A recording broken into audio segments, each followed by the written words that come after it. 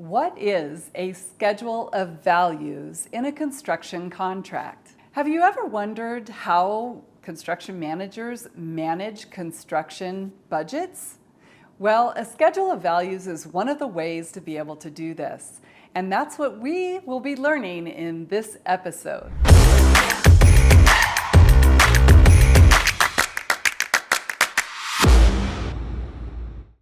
Have you ever wondered how payments are made on a construction project, or who even comes up with the amount of what the payment is going to be?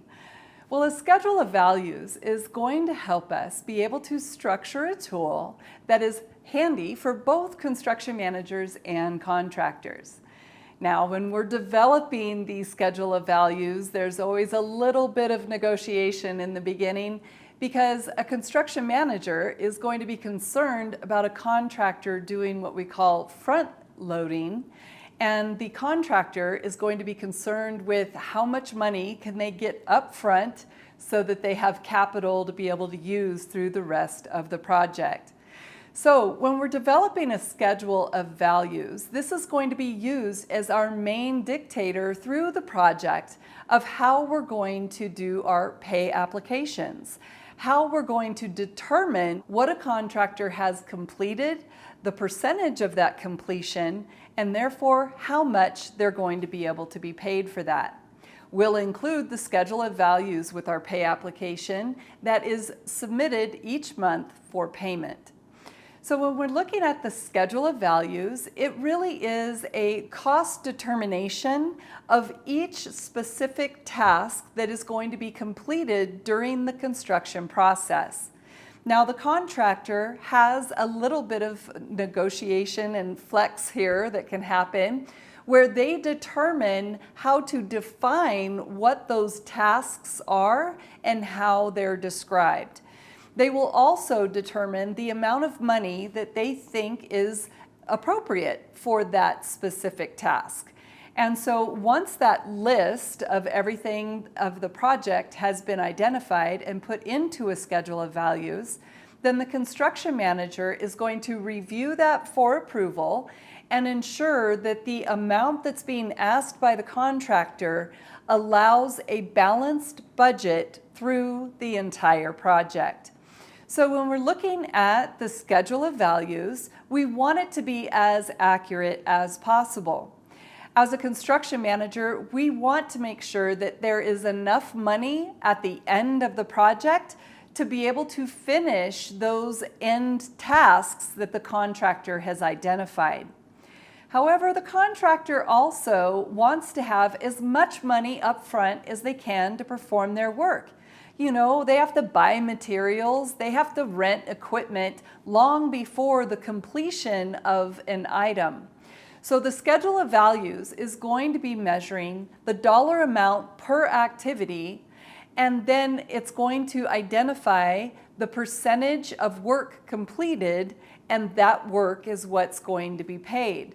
So when a contractor has to have materials up front that they've ordered and are waiting to arrive to the project site, that's money that has come out of their pocket that they would rather have on the front load of a schedule of values.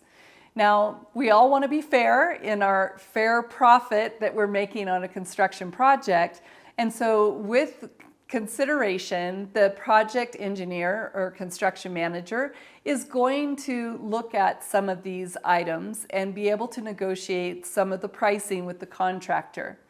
Now, the contractor needs to be very careful about making sure that each of these tasks is as accurate as possible. I can tell you of a time when I had a contractor submit a schedule of values that had a lot of items on it that did not exist in the project. They were probably using a boilerplate or a template from another project and just didn't take the time to go through each individual task that would be required for this project. So when it came to wanting the $90,000 that they had identified for school lockers, but there were no lockers in the project, we had to go through a little bit of a discussion with the contractor of identifying exactly what that $90,000 was going to be addressing. So when we're looking at our schedule of values, just ensuring that it is as accurate as possible, making sure that it is following the schedule of the project and moving through the alignment from commencement to completion, and that the volume of money being requested for each of those individual items is a true representative of the work that's going to be taking place. When we're talking about developing a schedule of values, there are certain things that we want to keep in mind. So we talked about not wanting it to be front-loaded, and we've talked about wanting it to provide a descriptive identification of everything that is going to have cost associated with it in the project. But when we're developing a schedule of values, we're also going to be looking at a few other things. We're going to want to look at the schedule and identify when money needs to be released for certain tasks or means and methods and the delivery of certain portions of the project. And we're also going to want to look at the bid and the estimate that the contractor provided. This is going to provide us with an outline, baseline of everything that we think should be included in the schedule of values. Now, for an estimate, it probably had larger, bigger lump sums that took care of disciplines of work. And so when we're breaking down a schedule of values, we're going to be digging into each of those disciplines of work, and we're going to be using that as a guide to how we're going to develop the schedule of values. So let's use an example. If I have an electrician who has submitted a $70,000 bid to the general contractor, there's a lot going on in that $70,000. So if the general contractor puts a $70,000 line item in the schedule of values that shows that that's what they're going to be billing for, then when I, as a construction manager or as an inspector, go to review the schedule of values for the percentage of work complete, it's going to be much harder for me to decipher that. So I'm going to want the general contractor to have the electrician break down that bid of theirs of $70,000, and it could mean that I want to know separation of conduit, wire, terminations, finishes, rough-in. So all of that could be identified as individual tasks that need to be completed in order for me to see, oh, they've completed the rough-in 100%, therefore I can pay that line item in the schedule of values 100% out to the electrician. And so that's how we're going to use a schedule of values in order to be able to understand how to manage our project, but it's an extremely resourceful tool for construction managers in order to be able to balance the amount of money available in the budget from start to finish. So just how important is a schedule of values? Well, a schedule of values is what is going to keep your project on track through the entirety of the project. Can you imagine having all of your money spent at the beginning of the project and then not having anything to be able to finish some of those low fruit items on the end? What would happen if a contractor didn't have any financial incentive to finish things like a receptacle plate or installing the light bulbs or changing out the construction filters of the HVAC system?